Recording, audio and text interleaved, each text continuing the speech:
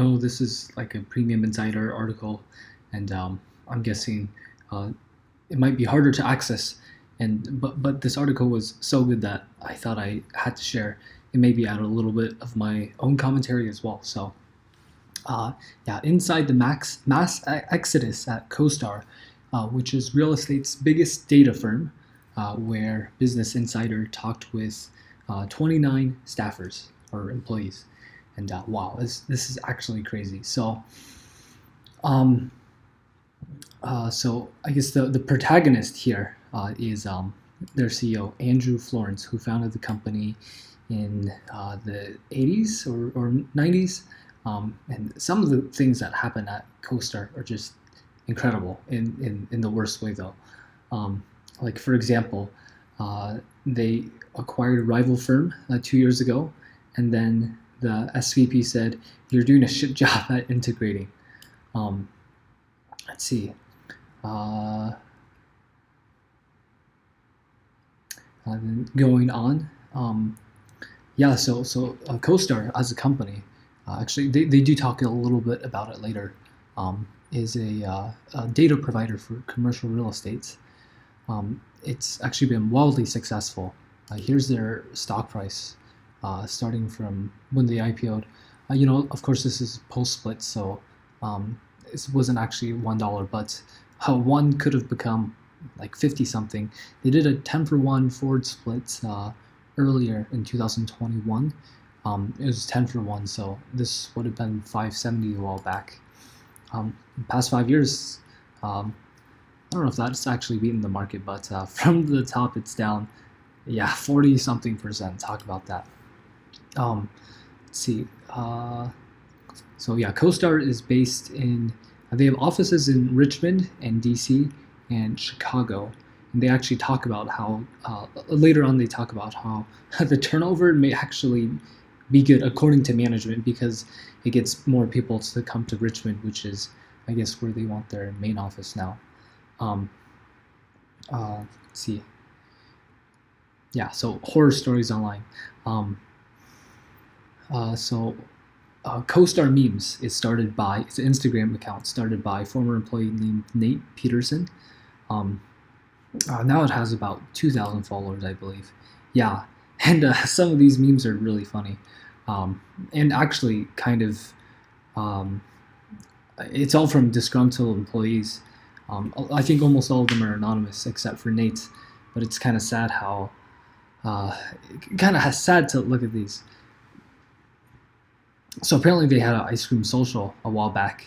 Um, I'm not logged into Instagram, but this was about how the manager set up a go help yourself ice cream bar, but then no employee stayed and socialized because they had to meet their key performance indicators, and apparently like coded here. I'm not sure what coded means in the context of this company, but I'm guessing like did the software engineers um, finish coding it, uh, or maybe it's something else.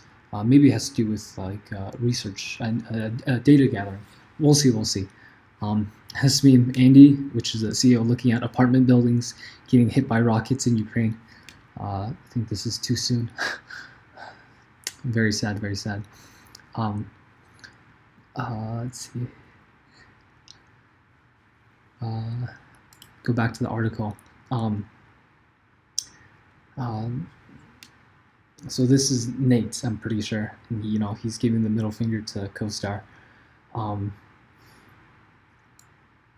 yeah, so a spokesperson for CoStar said Nate Peterson is a disgruntled former employee with, quote, an unhealthy obsession with the company, unquote, and said the Instagram account that Nate created was false, defamatory, and inappropriate content.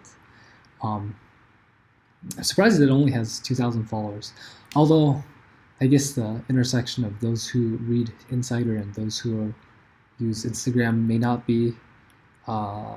have that much overlap. I don't know. And then CoStar goes on to talk about how their resignation turnover rates is in line with many of their peers. and how the quote-unquote Great Resignation is ebbing because of how it's ebbing. Their turnover rates are now trending down. I don't know about that. So here's a little about the business. I admittedly don't know too much. I just started taking a look earlier, although I have heard of the company before. So what the company does, what CoStar does, is they maintain a proprietary database that tracks 6 million commercial buildings across the nation. So it sounds like it's really proprietary, it's data, and it has information about which companies lease which floors in a particular building, those rates, the lease terms that the tenant has agreed to, the identity of the building's owner, and sales information when a property changes hands. So all of this sounds like information that would be useful to a bunch of people. Indeed, like CBRE, Cushman & Wakefield, JL, these are all commercial real estate brokers. And then it sounds like they have clients in other sectors like Deloitte, HSBC, McDonald's, because McDonald's is a real estate company more than it is a burger company. And wow, this is actually crazy.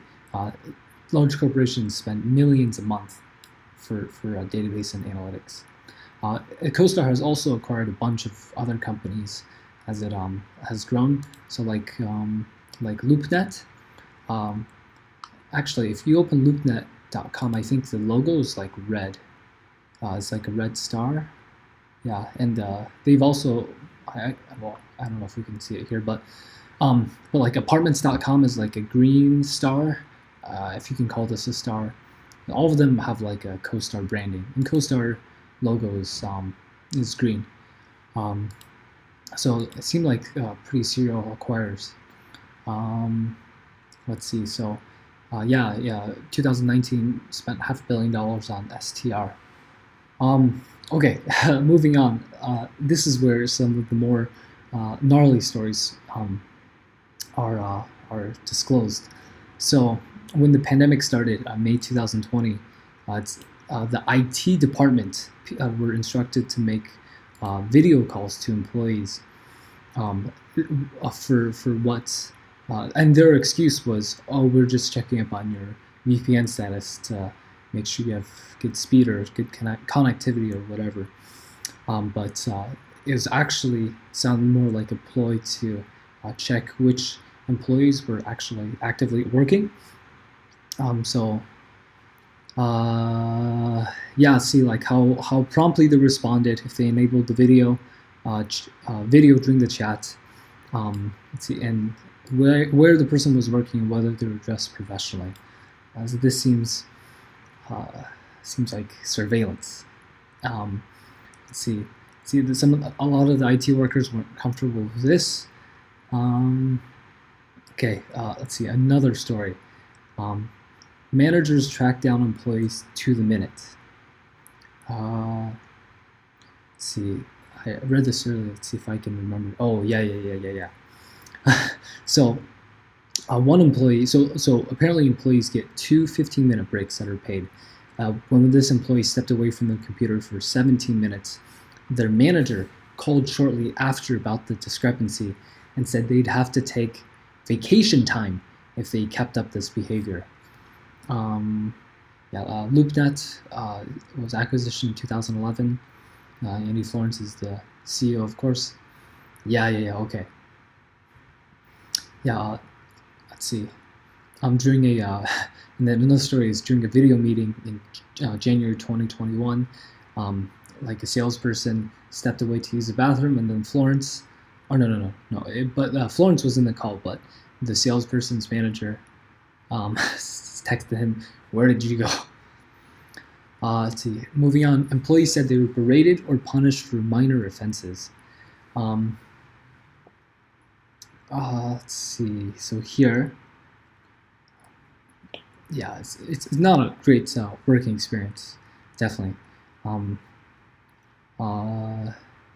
Top executives would sometimes appear amused by singling out what they saw as poor performance by employees.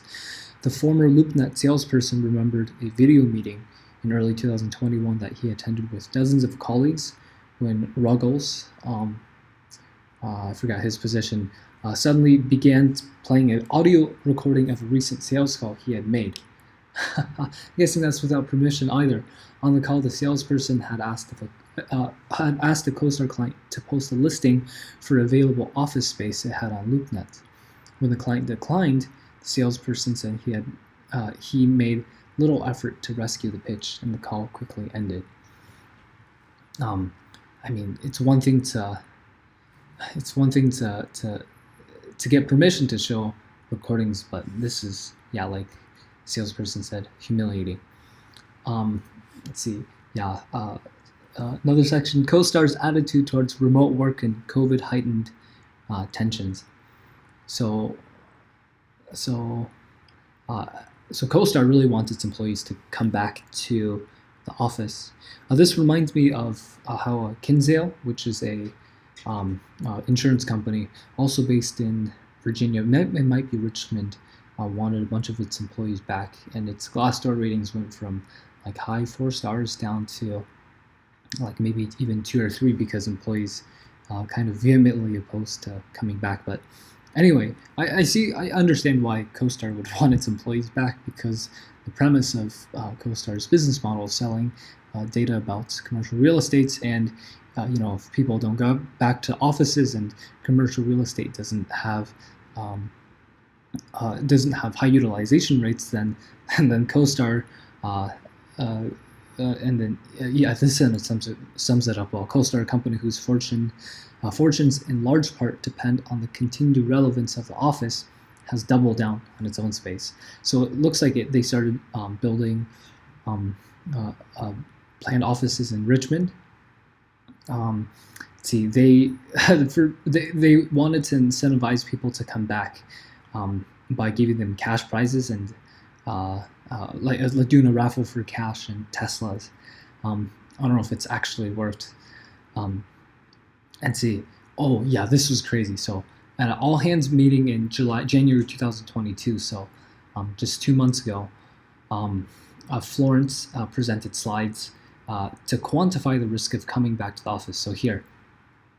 So expected deaths in a year if all of your colleagues were 80 years old and unvaccinated. So of 4,900 people, of all 4,900 employees, I guess Florence says there would be an expected, I don't know how many deaths that is, but we can count. It's like 5, 10, 15, 20, 30, 4 times 30, I don't know, like 100 to 200 deaths for 4,900 people. I mean, sure, you could make the argument that percentage-wise it's pretty low, but these are still your colleagues who are dying. That's not something to brag about. And then Andy Florence goes on to say, CoStar, if all CoStar employees were between the ages of 30 and 49, that there would be 0.08 deaths expected in a year. And if those all employees were vaccinated. So it's a very strange analogy to make. But then Andy, in the same Zoom call, goes on to talk about how his 17-year-old son attended the memorial service for Colin Powell, who was the former Secretary of State, who died from complications from the virus. So this is Florence's son next to Biden. And I can't tell like what angle. Oh, I see. Okay, this is his hand, and this is his other arm. But is he carrying the flag? Anyway, so insider blocked the son's face because he's a minor. Let's see. To spectators, the meeting felt like an elaborate setup to boast about his son and name drop his acquaintances. It all seemed like a way to glorify how well connected and wealthy he is. It's terrible. Let's see. Continuing, CoStar was unbothered by the high turnover. Yeah, super high turnover. Although it's maybe a little harder to quantify without being an insider. Let's see. Yeah. Okay. And then this is kind of where it gets even more juicy. So CoStar tried to minimize negative Glassdoor reviews. The exodus of unhappy employees led to a wave of complaints posted on Glassdoor. So, let's see, CoStar's chief HR officer asked Glassdoor to remove those complaints. And then Glassdoor says, and it seemed like many of the complaints have been taken down. Although Glassdoor says they don't, Glassdoor doesn't suppress, filter, or delete user content based on request. Although Glassdoor did note that CoStar's overall rating of 2.9 out of 5 is quite a bit below the site's average of 3.7, and the CEO's approval rating of 48% was a lot lower than the 72% average rating. So if you compare CoStar's average rating of 2.9 to Refinitiv, Bloomberg, FactSet, S&P, Morningstar, and then you can compare CoStar's average CEO rating of 48% to the same set. Wow, that's a difference. Okay, yeah, and then so the chief HR officer was exasperated with complaints talking about how senior management was overwhelmingly white and male, and then the chief HR officer exasperatedly said, "What are we supposed to do? Fire all the executive leaders here and replace them with people of color?" Let's see. And then they tried to take down a LinkedIn page for former employees. Let's see. Moving along, employees were irked by the company's actions and Florence's attitudes. Yeah. So in May 2020, so about a few months after COVID got serious in the United States, they tried to buy a company called 10X. I think it's here, right? We saw it earlier. Yeah, 10X. For a fifth of over $1 billion, and at the same time they bought a ranch for $5 million in Orange County, California. So they got board approval, and they said the reason was because they were able because they wanted to host meetings in person, and they wanted the meetings to be outside, which I guess I get. I didn't think this was too scandalous, but that's really interesting how they would allocate capital. And then lastly, this story was maybe a little eye-raising. So in 2017, Florence struck up a friendship with a young woman in a entry-level position on the research team in Richmond, and he'd sometimes stop by her desk to chat.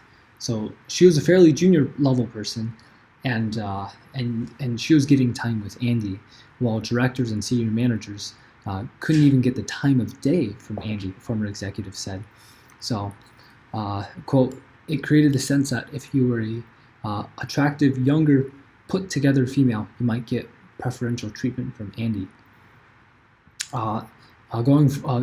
Moving forward, Florence then invited that woman in research to become his interim executive assistant, and then promoted her to a role on the company's marketing team.